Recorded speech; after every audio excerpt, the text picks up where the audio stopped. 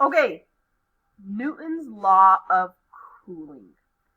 This is a very important law that comes up all the time. So, for example, if I was really nerdy and I had a cup of hot chocolate and I wanted to know how long until my cup of hot chocolate goes cold, how long do I have to drink it?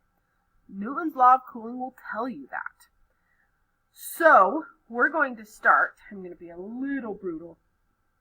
I'm going to make you prove Newton's law of cooling.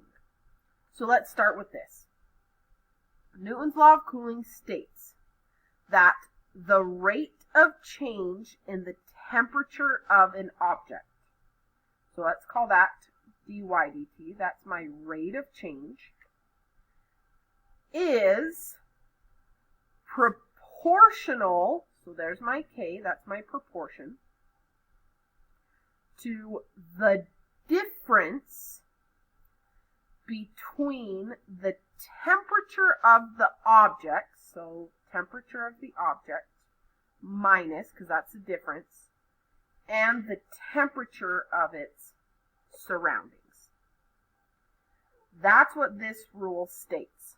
So we're going to start by doing our differential equations to solve this out. So let's times this by dt, bring them to both sides. So I get dy equals k, temperature of the object minus the temperature of the surroundings, dt.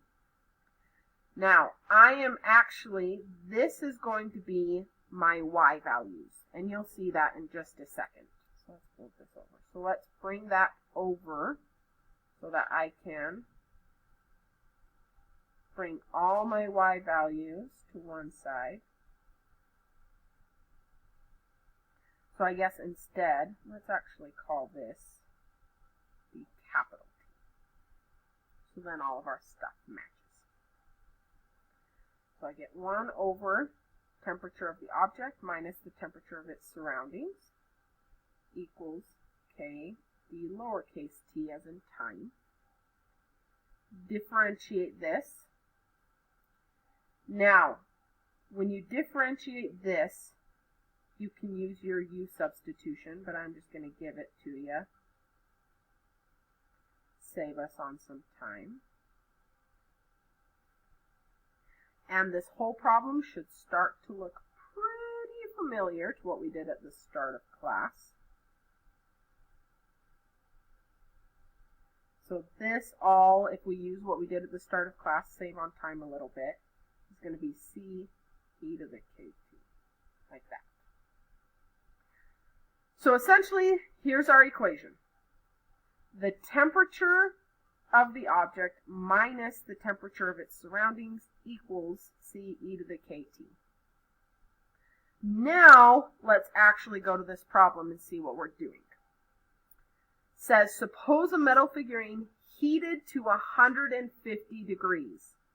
So that is the temperature of my object, 150 degrees. And that is at time 0. Is brought into a room having a constant temperature of 72 degrees Fahrenheit. So that's the temperature of my surroundings. Now it says, so let's actually just start with this here. See what we can find. So the temperature of the object is 150 minus its surroundings equals c e to the k times, it's 150 degrees at the beginning, so 0 minutes. Well, 150 minus 72 is 78. And e to the k times 0 is e to the 0, and anything to the 0 power is just 1. So I, right now, have solved for my c. So let's write this out. The temperature of the object minus the temperature of its surroundings, which is a constant 72 degrees, equals c is 78 degrees. That's me. E to the kt. So this is what I've got now. This is now my equation. So let's read the next line. If the figurine cools from 150 to 120, so now the temperature of my object is 120 degrees at T equals 15 minutes. So this is what I've got. Let's take our equation now and see what else we can find. So there's my temperature of my object minus the temperature of its surroundings equals C is 78, E to the K, that took 15 minutes. So I can now use this bit of information to solve for K. So this is 120 minus 78. Let's make sure I'm doing this right.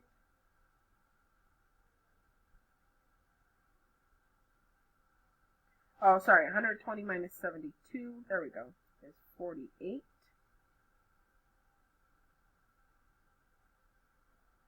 Divide by 78. Now, just like we did last time, excuse me, do not put that into your calculator yet. We are not going to put it into our calculator until the very, very end. So I've got 15K equals ln of 48 over 78. Divide by 15. So I get K equals ln of 48 over 78 all over 15. And that you are going to store into your calculator so that you're not approximating it. You have the real whole answer.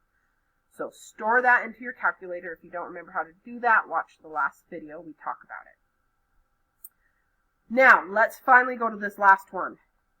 How long will it take for the figurine to reach a temperature of 100 degrees?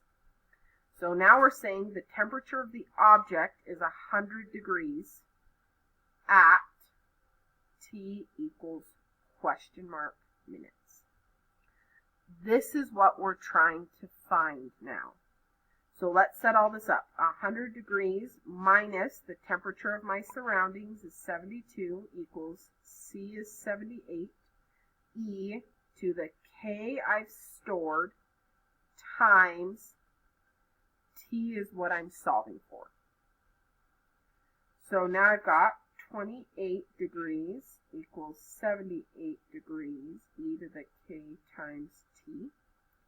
Divide by 78. Running out of space here. Remember, do not approximate that.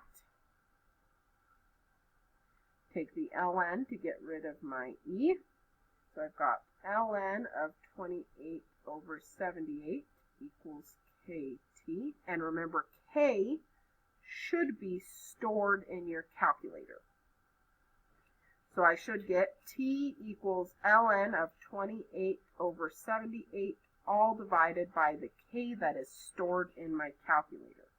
So if you put all that in, you should get that t is 31.65-ish. And this says express your answer to the nearest minute. So if we round that to the nearest minute, we get 32 minutes. So it would take 32 minutes for our metal figurine to cool to 100 degrees Fahrenheit. That was a lot of work. Hopefully most of that made sense. If not, you can always go back and rewatch what we did. But essentially we went in 3 steps. We used this equation. We used this first step to solve for C. We used the second step to solve for K. And then we used this third step to solve for what our time was. That's it. You should be able to get working on your assignment now.